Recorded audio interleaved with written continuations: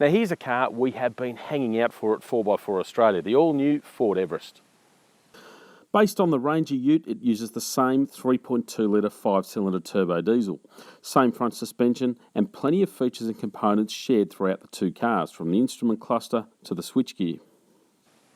But obviously a unique body, and as part of that body, you get a 7-seat interior layout. A few other changes as well, shorter wheelbase for example, and just like all the other ute-based SUVs, you got coil spring rear suspension under the back.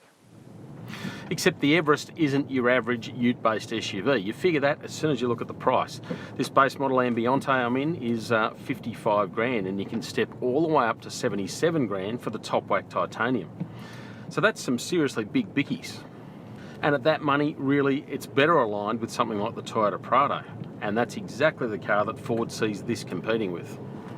It's a big call. The Prado is slightly longer, wider and taller, although obviously part of that length is the spare tyre on the back of the Prado.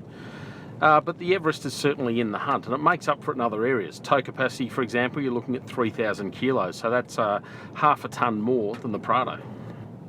And the Everest has a bigger engine. You're looking at a 3.2 litre 5-cylinder turbo diesel.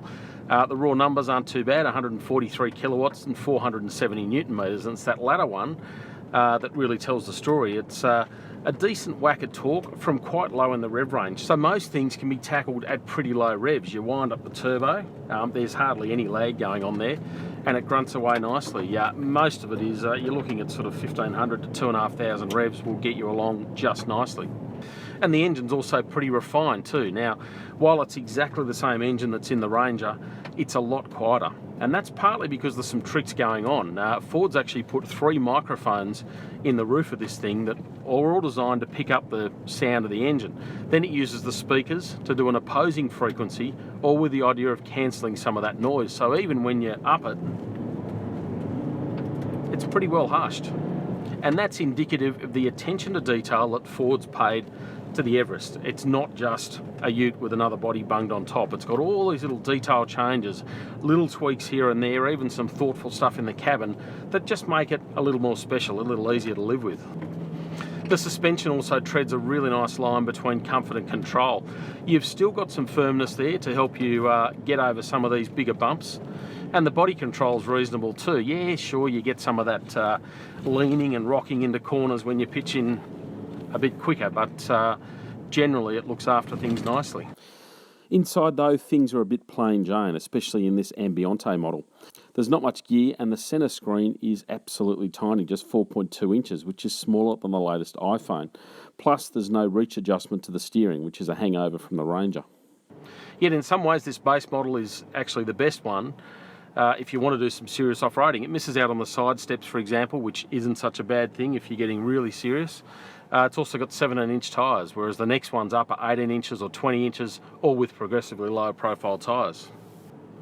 Plus it's got exactly the same four-wheel drive system as other Everests.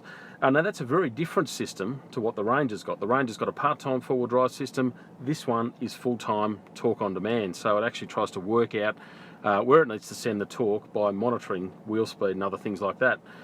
You've also got a terrain management system, so you can dial up everything from snow, mud, grass to sand and even rocks, although it's telling me to pop it into low range, which we'll do. Pretty simple process.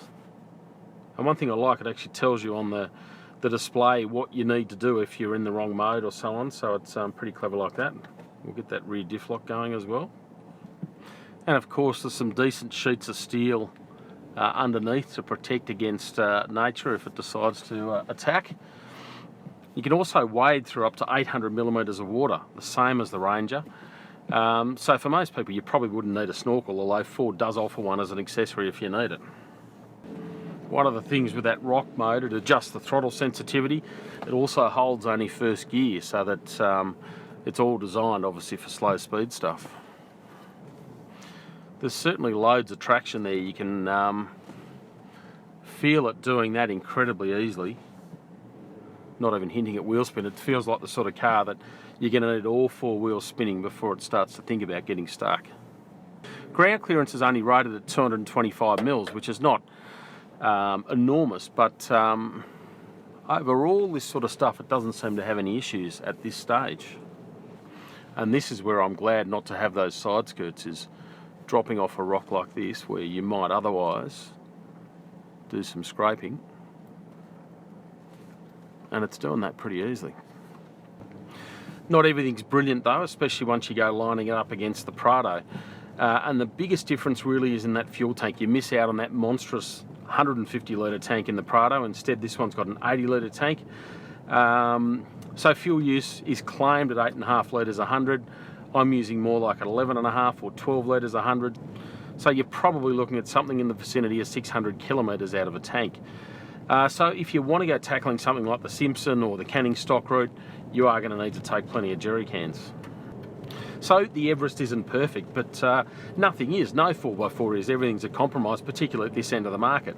But it does an awful lot right. It's got a really nicely calibrated four-wheel drive system. It's got a good grunty, refined diesel engine, good driving manners both on-road and off-road. Plus, it's reset expectations of what you can get out of a ute-based SUV.